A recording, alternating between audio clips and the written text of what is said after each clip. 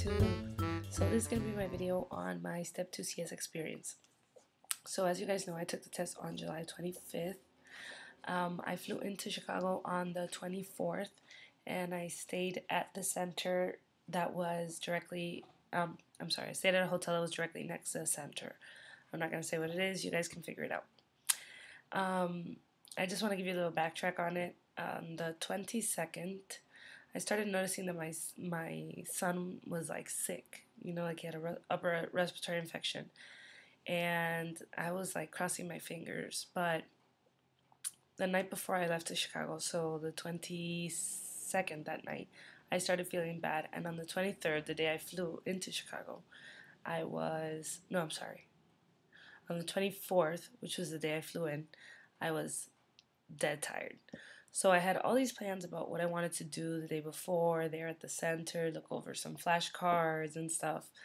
And by the time I got to the hotel, it was about, my flight got delayed. I got there like at 2 something in the afternoon. I was supposed to get there at noon. I was so sick that I just laid in bed. I had lunch, which, by the way, the restaurant at the hotel is so expensive. It's ridiculous. Ridiculous. But anyway, so I ended up having to sleep a little bit, and then I was meeting up with a friend in Chicago, which was nice. I got my mind off of the exam. And we went out and had sushi and stuff. I was home by 10, at the hotel. And that was it. The next morning I woke up. I had to be there at 8, but I was literally next door, so I woke up at 6. I actually woke up a little bit before. I ironed my lab coat. I got my clothes ready. I showered, went down, had breakfast, which was ridiculous. I think it was like $22, $21 for breakfast. It's ridiculous. But I had no choice. So anyway, so then I got to the center and I did the whole registration process. You basically go and say who you are. You sit in a room with everyone that's taking the test. I would say my group was a good mix of IMGs and AMGs. So we sat in that room. No one talked to each other. There was like a couple people that knew each other, but so you sit in that room waiting to go into this other room where they show you the video that you can get online on USMLE's website, and they explain everything to you, how the day's gonna work out. And we didn't really start the exam until 9 a.m. So anyway, I was so sick. I was so sick that everyone felt bad for me. Everybody was like, "Oh my God, I'm so sorry." But I couldn't change my, my test date. I couldn't change my hotel room, my flight. So I had like 2 huge bottles of NyQuil, and like every 4 hours at the center, like whenever we got a break, I would just down a bunch of NyQuil to feel better. But by the time I was like at the end of my, let's say, 4th case, I couldn't even talk. It was like my nose was all stuffed up and it was terrible. And I would like tell the patients even, "Excuse me, I'm sick," because I felt terrible. But it was like, what was I gonna do, I had cough drops.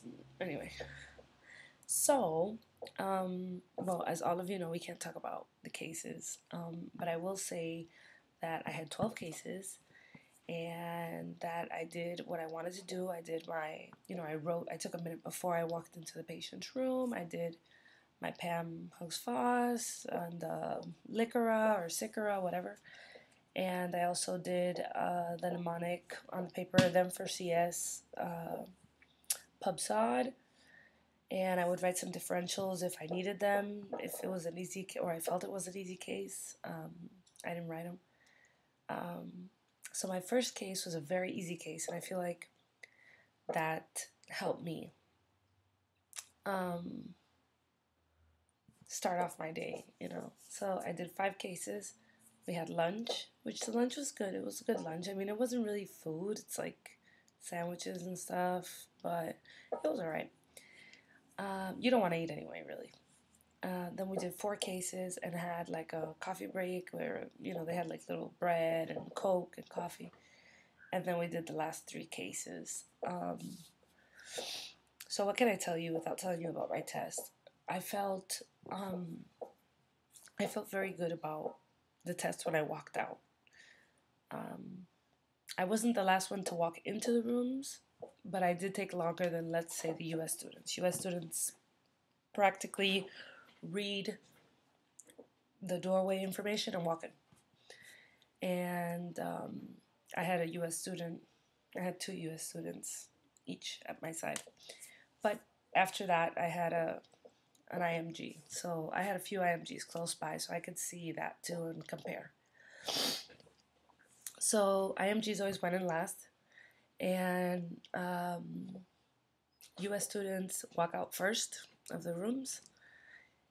By the time I got out, the U.S. students were out or about to come out, and the IMGs would walk out when they said, this session is now over. This patient encounter is now over. That's when they would all rush out.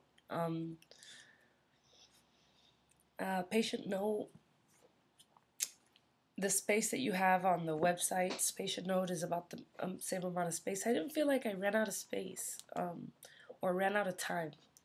I only had one case where I kind of didn't write everything I wanted to write in the patient note. Like I wrote everything and then I wanted to go over it and add some things. And it was because it was a very bad, I can't talk about the cases. It was a pain case. And the pain of the patient took away from my time in the room. And so usually I was done with a couple of minutes left over. So I would even finish the patient note early. I would usually finish before they give you the 2-minute warning. I would be ready because I would come out of the room quickly. The actors, most people say the actors are bad. They're not. I felt like my actors were really good. Like, I felt like I was seeing patients, you know. They were very nice, you know. I didn't get any rude patients or anything. It was just a really nice experience. But I would say if you're an IMG, you need to practice on your time because all the IMGs were rushing. I saw them rushing. I saw them rushing with the patient notes. I saw like the proctors have to tell the IMGs to stop writing the patient note because they would keep on writing because they were out of time. There was one girl that they even told her one more time and, you know, and she was constantly late. So I think for IMGs, the language has to be the problem because I didn't have the same problems and I'm an IMG, so it has to be the language. So, I mean, you really have to, I don't know, like practice a lot with like American patients maybe that will do the acting and stuff. But overall, it was a good experience. Like I said, when I walked out of my exam, I felt good. I always felt like I had time. I only had one case where I felt like I didn't have enough time with the patient. No, I didn't run out of time in any of my cases while I was inside. I did closure on all my patients. I was able to do all that stuff.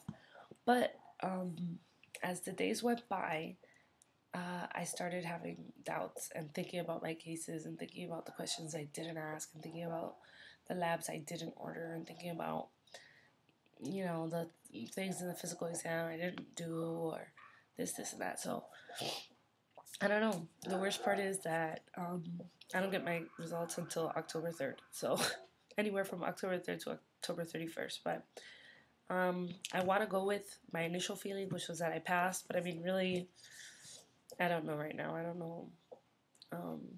I don't know. I really don't know what's going to happen. October 3rd, I'll know my result, and I will, of course, let you guys know. I'm going to make a separate video, but I have officially started preparing for my CK, so I'm going to make a video to let you guys know what I'm doing for that. And that's it. I hope all of you are doing well. If you guys have any more questions about the Step 2 CS, obviously I'm not going to share any information on my cases.